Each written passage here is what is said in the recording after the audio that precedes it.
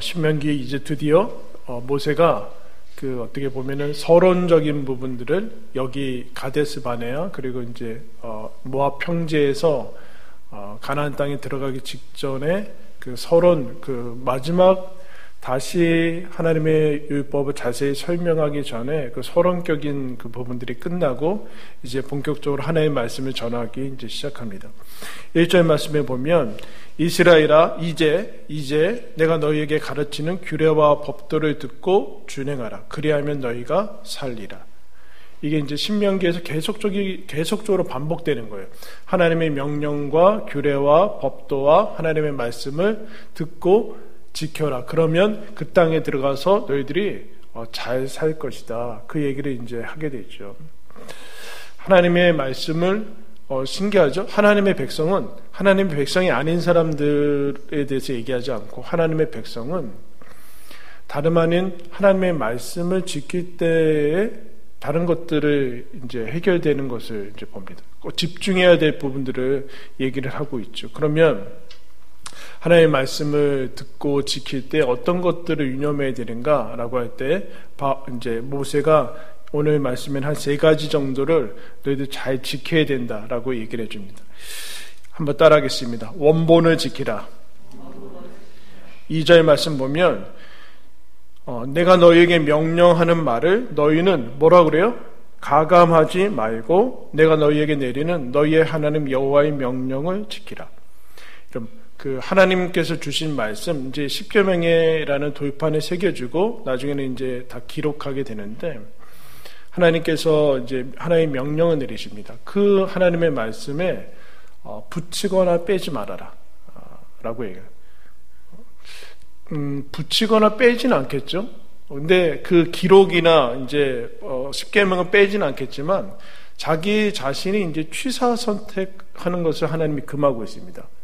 원본을 훼손하는 것을 금하고 있는 것이죠. 하나님의 말씀이 우리가 생각할 때, 내가 생각할 때 어떤 부분은 말이 안 되는 것 같고 또 별로 탐탁지 않은 부분들이 혹시 있을지라도 하나님이 우리에게 필요한 것을 준 거기 때문에, 즉 사람이 살아가는 도리에 대해서 주신 것이지 하나님께 유익이 된다거나 그렇게 주신 것이 아니거든요. 그래서 그것들을 받아 할 때 너가 주도권을 가지고 취사 선택하면 안 된다라는 첫 번째로 여러분 얘기를 합니다. 그래서 여러분 하나의 이 땅이 창조된 다음에 지금도 마찬가지지만 세상의 가장 큰 공격은 어디에 집중되어 있는가? 여러분 성경을 무너뜨리는 데 있습니다. 한 신자를 무너뜨리던가 그래도 괜찮지만 그거는 별로 효과가 없고 성경을 무너뜨리는데 그럼 여러분 성경을 없애겠습니까? 그렇지 않죠. 성경에서 취사 선택하게 만들면 되는 겁니다. 예전에는 여러분들 예전에는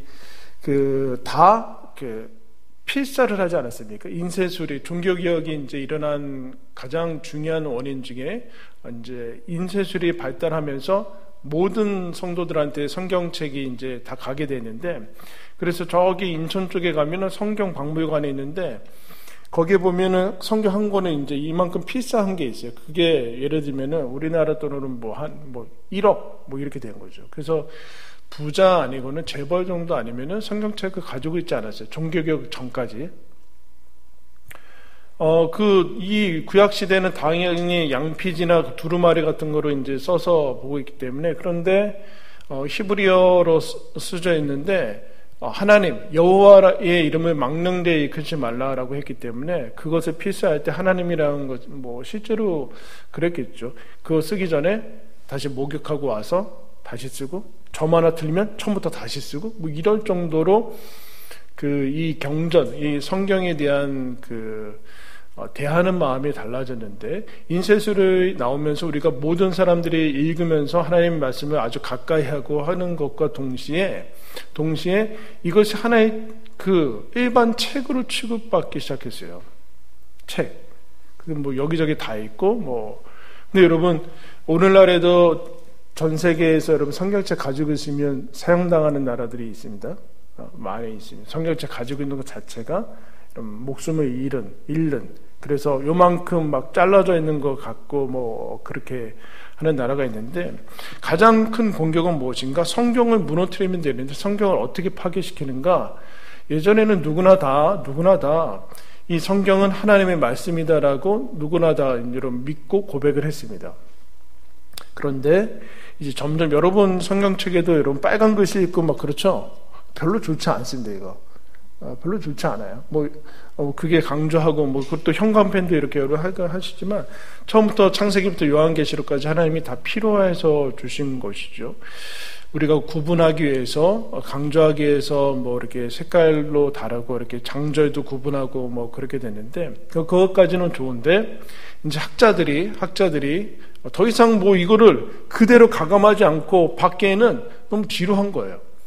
그러니까 연구를 하기 시작하죠. 그러면서 어떤 것은 하나님의 말씀이 아니고 누가 이렇게 해서 다 짜집게 해서 편집해 모은 거고 이런 식으로 연구를 하기 시작했어요. 그러자 어떤 일이 일어났냐면은 여기에 하나님의 말씀이다라는 그 믿음이 없어지고 여기 안에 하나님의 말씀이 포함되어 있다, 이렇게 됐죠. 그래서 성경책은 하나의 책으로 전락하고 점점점 나아가서 결국엔 이것은 인간이 만든 책이고, 당연히 인간이 신앙 고백을 해서 이렇게 적은 글인데 인간이 만든 책이고 그냥 하나의 책으로밖에 전락시키지 않았습니다. 그게 여러분 어디서부터 일어나는가?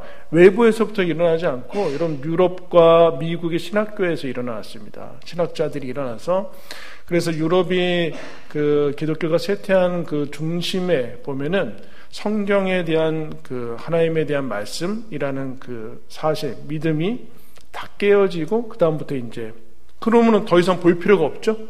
더 이상 볼 필요도 없고 여기서부터 가감하게 되고, 가감하게 된다는 것은 결국에는 이제 하나님의 말씀을 그대로 받지 않게 되는 일들이 일어납니다.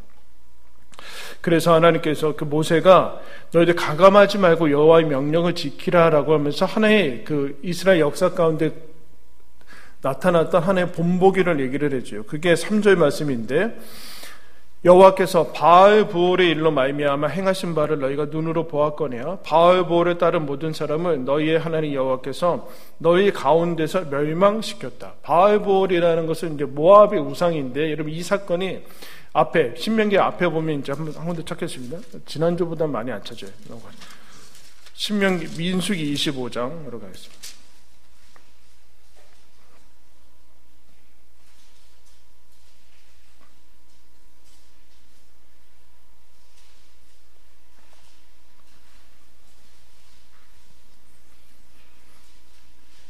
민수기 25장 238쪽입니다. 25장 1절부터 제가 읽겠습니다. 민수기 25장 1절부터 제가 읽겠습니다. 이스라엘이 시딤에 머물러 있더니 그 백성이 모압 여자들과 음행하기를 시작하니라. 그 여자들이 자기 신들에게 제사할 때에 이스라엘을 백성을 청하며 백성이 먹고 그들의 신들에게 절함으로 이스라엘이 바알브올에게 가담한지라. 여호와께서 이스라엘에게 진노하시니라. 이스라엘이 시딤이라는 곳에 있다가 모압 여인과 행음하고, 그게 이제 단순히 행음한 게 아니라 그 당시에 모든 주변의 그 우상 숭배는 그 다 이제 신적인 그런 뭐라 그럴까요? 신적인 그 음행의 그 사제들이 있었습니다. 근데 그것뿐만 아니라 그래서 그 우상숭배에 참여하기 하고 이제 재물을 먹고 절하고 하는 일들이 일어났는데, 이스라엘 가운데 일어났죠. 그때 4절에 보면 여호와께서 모세에게 이르시되 백성의 수령들을 잡아 태양을 향하여 여호와 앞에 목매어 달라. 그리하면 여호와의 진노가 이스라엘에게서 떠나리라. 모세가 이스라엘 재판관들에게 이르되 너희는 각각 바알브올에게 가담한 사람들을 죽이라 하니라. 이스라엘 자손이 온 회중이 회막문에서 올 때에 이스라엘 자손 한 사람이 모세와 회중의 눈앞에 미디안의 한 여인을 데리고 와 그의 형제에게로 온지라. 제사장 아론의 손자 엘레아살의 아들 비느하스가 보고 회중 가운데서 일어나 손에 창을 들고 그 이스라엘 남자를 따라 그의 막사에 들어가 이스라엘 남자와 그 여인의 배를 꿰뚫어서 두 사람을 죽이니 연병이 이스라엘 자손에게서 그쳤더라. 그 연병으로 죽은 자가 24,000명이었더라. 하나님께서 이 우상숭배의 죄를 그 이스라엘에서 제거하는데 그 제거의 도구가 연병이었습니다. 전염병이었습니다. 그래서 24,000명이 죽었는데 비나스라는 이제 사람이 하나님의 질투심으로 일어나서 그것들이 이제 끝나게 되는데 그 얘기를 지금 하고 있어요. 신명기에서. 다시 신명기를 가면 모세가 하나님의 본보기를 얘기해 주는데 너희들 하나님의 말씀에 가감하지 말자. 가감한다라는 것은 사실은 하나님보다 자신을 높은 위치에 놓게 되는 거거든요. 모든 첫 번째 선악과를 먹는 선악과를 범하는 거기에서도 말씀의 왜곡이 일어나는데 말씀의 왜곡이 일어나 자기 자의적으로 해석을 하겠다는 거죠. 내가 판단하겠다는 거예요. 하나님이 주신 말씀을 내가 판단하겠다고 하면서 왜곡이 일어나는데 그러지 말아라. 그게 바알보올의 일이다. 바알보올은 너희들 기억해야 된다. 그때 하나님이 진노하셔서 24,000명이 죽었다. 무슨 얘기예요, 여러분? 바알보올은 뭘까요? 우상숭배는 뭐예요? 플러스 알파를 하는 거예요. 여호와만으로는 뭐 더 있는 게 더 좋지 않나. 그게 이제 종교다운지 아니에요? 종교다운. 이 신도 좋고 저 신도 좋고 아무거나 다 상관없다. 뭐 그래서 계속해서 플러스하면 뭔가 그게 영적 음행이라는 거예요. 음란함이라고 영적인 음란함이라고 얘기를 합니다. 그것은 왜 일어나는가? 원본이 훼손되는 거죠. 그 우상이란 원래 하나님이 그런 모습이 아닌데 내가 만들어낸 신이 하나님으로 둔갑하는 거예요. 이스라엘은 한 번도 역사 가운데 내가 여호와를 믿지 않는다라고 얘기하지 않습니다. 오늘날로 얘기하면 내가 예수님을 안 믿어라고 얘기하지 않아요. 그러나 자기가 만든 예수님을 만드는 거예요. 성경이 하나님이 아니라 자기가 만들어낸 예수님, 그건 이제 가감해서 만들어낸 거죠. 자신들이 만들어낸 여호와. 그래서 금송아지를 만들어서 여러분 출애굽에서 금송아지를 만든 다음에 이스라엘 백성이 뭐라고 그래요? 우리를 애굽에서 인도하여낸 여호와다. 그럽니다. 금송아지라고 얘기하지 않아요. 그러니까 여기에 문제가 일어나는 그것을 하나님께서 경고하십니다. 4절에 보면 신명기 4장 4절에 보면 그래서 그런데 오직 너희의 하나님 여호와께 붙어 떠나지 않은 너희들은 여호와께 붙어서 떠나지 않았다. 하나님의 말씀에 가감없이 그들을 받고 있었다라는 너희는 지금까지 생존했다. 즉 멸망과 구원의 갈림길, 생사의 갈림길은 원본을 지키느냐의 문제예요, 여러분. 원본을 지키느냐의 문제예요. 그럼 성경은 무슨 그 하나의 신처럼 되냐? 그런 얘기가 아니죠. 하나님의 말씀이라는 것을 굳게 믿고 내가 가감하지 않는 거, 그것을 여러분 가감하지 말라라는 게 첫 번째, 원본을 지켜나가는 거. 하나님의 말씀을 지켜나가는 거. 그래서 차마 사실 그 사람들은 성경에 이제 가위질을 하지 않고 그러니까 해석으로 넘어가죠. 해석으로 넘어가서 그 해석으로 성경을 무너뜨리는 사람들을 조심해야 되는 조심. 그게 다 이단 아니에요, 여러분? 이단 여러분 이 앞뒤 막 다 붙여가지고 잘라내가지고 결국에는 예수님도 없어지고 아무것도 남지 않은 일들이 이제 성경 안에서 일어나는 그것을 첫 번째로 경고하고 있습니다. 첫 번째로. 믿음 안에서 우리가 제대로 살아가기 위해서는 하나님의 말씀은 원본을 잘 지켜나가야 된다. 거기에 자꾸 토달면 안 돼요. 뭐 예를 들면 이런 거 있죠. 하나님이 언제 성경에서 언제 술 취하지 말라고 그랬죠. 술 먹지 마. 그거나 똑같은 거지. 무슨 술 취하지 말라는 게 그 고주망태가 막 그렇게 되지 말라는 뜻이에요? 그 얘기 아니죠. 그 뭐 알코올 한 방울도 되지 말라는 그런 얘기입니까?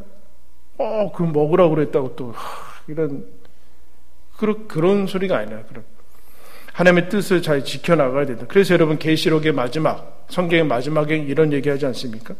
이 예언의 말씀에 누구든지 더하면 하나님이 재앙들을 그에게 더할 것이요 예언의 말씀에서 빼면 이 두루마리의 생명책에 뺄 것이다. 이런 아주 엄중한 하나님의 말씀이에요. 엄중한 성경 전체가. 그래서 구약만 필요하다든지 아니면 신약만 필요하다든지는 다 이단입니다.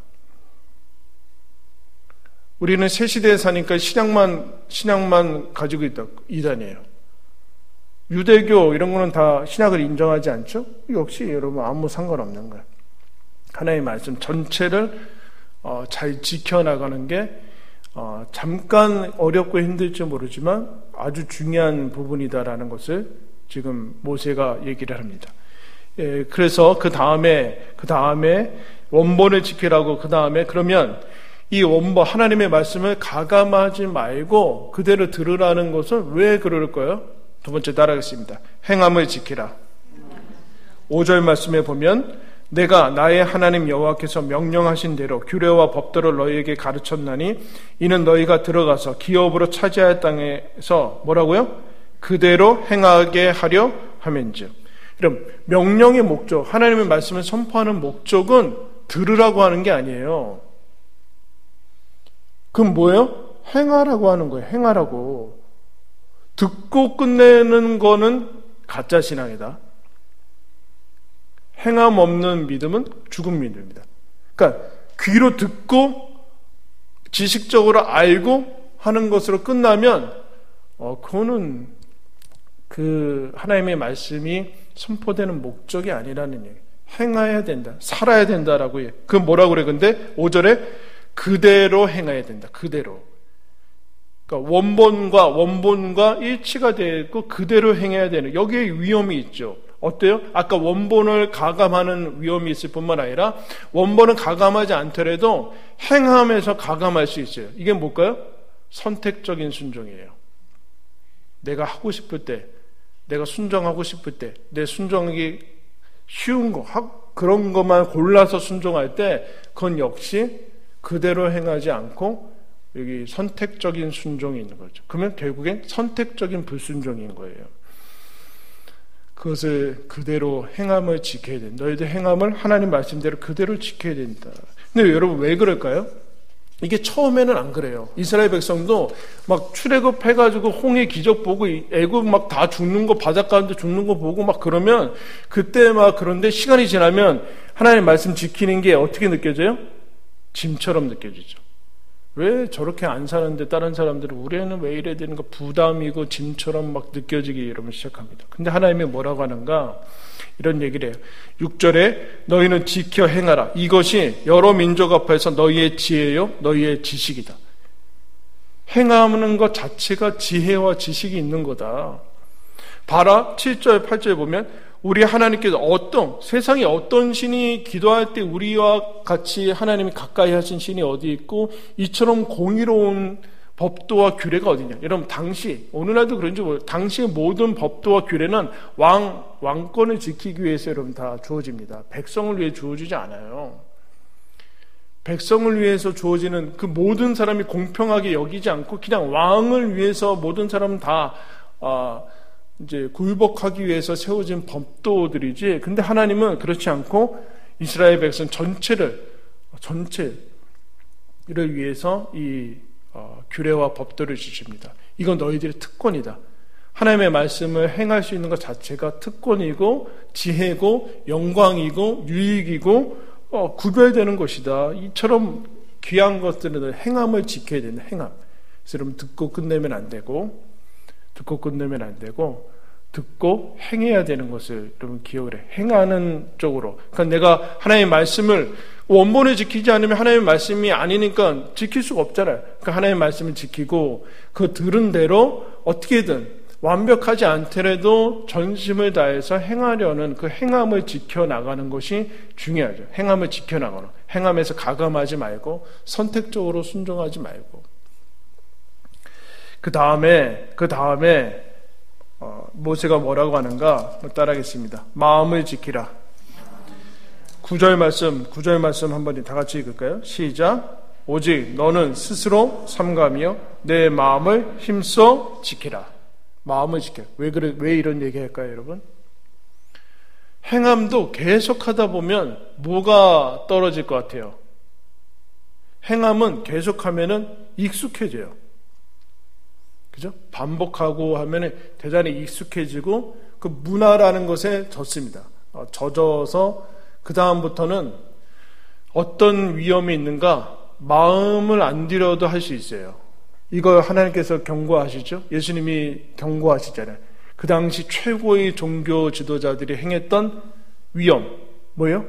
우상 숭배보다 더 악하다고 예수님께 지적받았던 외식이죠. 마음은 없는데 행함이 있어요.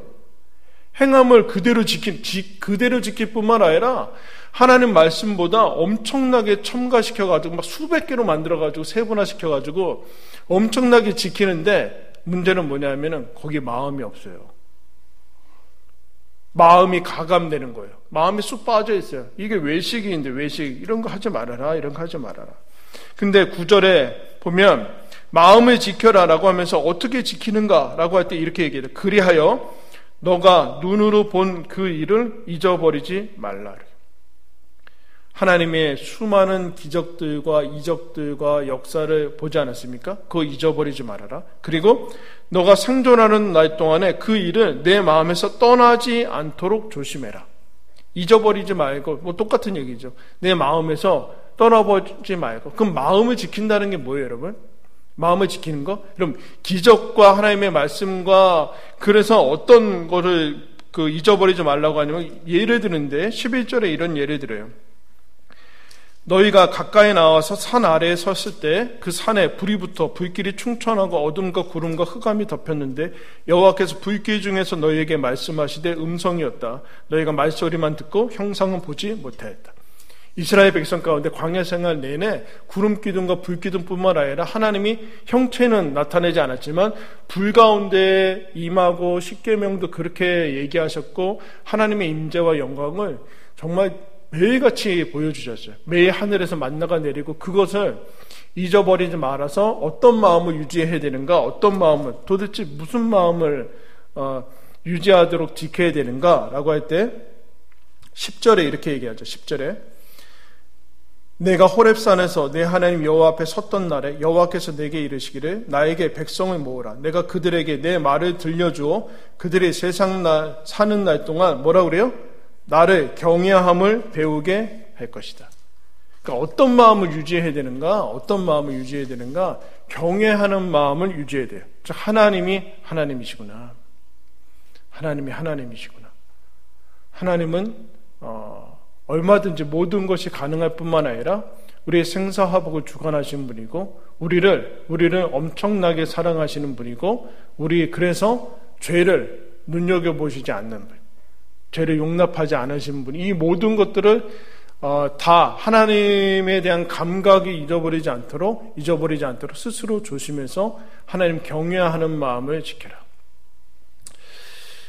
여러분, 우리가 신앙생활 오래 하면은 교회와 이런 여러 가지 신앙 성경뿐만 아니라 교회 그리고 처음에는 엄청난 이제 조심스러운 마음과 그런 마음이 있어요.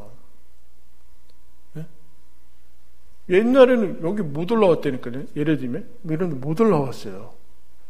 또 올라오지도 못하게 했어요. 목사님들이 올라오면 막 뭐라고 하고 막 욕하진 않았죠. 이제 관리하시는 집사님들이 막 혼내고 막 지금 뭔가 특별한가 뭐 그렇지는 않은데 이제 청소하기 귀찮으셔서 아마 그랬던 것 같아요. 딴 이유는 아니고 어쨌든 보호해야 되니까 뭐 그런 건데 그런 거 어떤 신성함에 대한 감각들 그게 좀 너무 과했을 때도 있죠. 그런 게 있는데 이 시간이 지나면 점점 사라져서 하나님도 마치 나랑 똑같은 존재인 것처럼 아무런 느낌이 없어지는 거예요. 감각이 없어져요. 이 경외함이라는 감각이 없어져요. 경건한 두려움이죠. 무서움, 공포가 아니라 하나님을 향한 경건한 두려움이 있을 때 우리는 이 마음을 헛된 데에 쓰지 않고 하나님이 나를 예수 그리스도를 죽이시기까지 나를 사랑하시고 또한 죄를 미워하시고 우리를 하나님이 그 열심으로 여기에 오게 하셨고 지금도 눈동자같이 지키시고 반드시 영광의 자리로 이끄신다라는 그 거룩한 손길을 늘 잊어버리지 말고 있어야 된다. 그럴 때만이 마음을 지킬 수 있고 마음을 지켜야지 행함을 지킬 수 있죠. 행함을 지키는 거는 마음에서부터 마음을 지키고 행함을 지키면서 나가야지만 하나님 말씀을 지키게 되는 거예요. 이게 하나가 어느 하나가 틀어지면은 성경 그거 뭐하냐 지키면 뭐하냐 이렇게 가죠.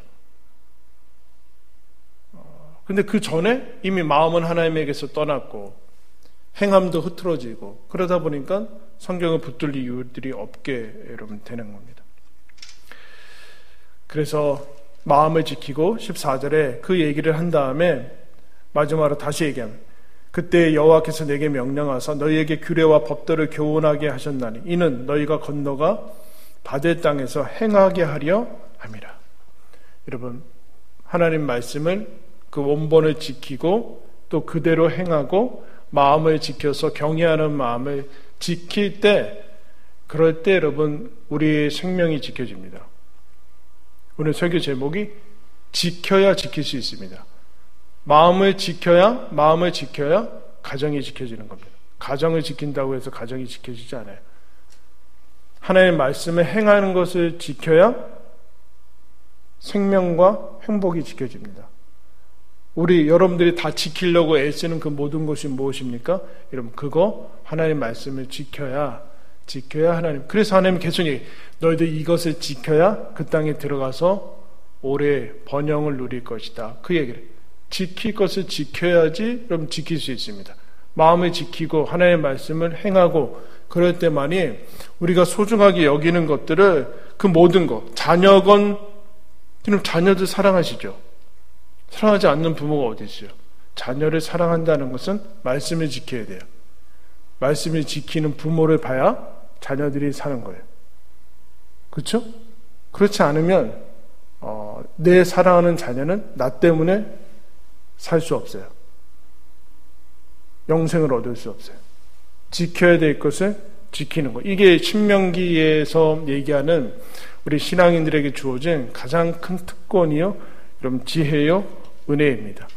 여러분, 바라기는 하나님께서 우리에게 성경을 주시고 하나님의 말씀을 주셨습니다. 성경을 그대로 지킬 수 있는 그런 기회도 주시고, 또 우리 마음도 하나님께서 성령을 통해서 우리에게 그 인도하심과 또 지킬 수 있는 그 근원을 허락해 주셨습니다.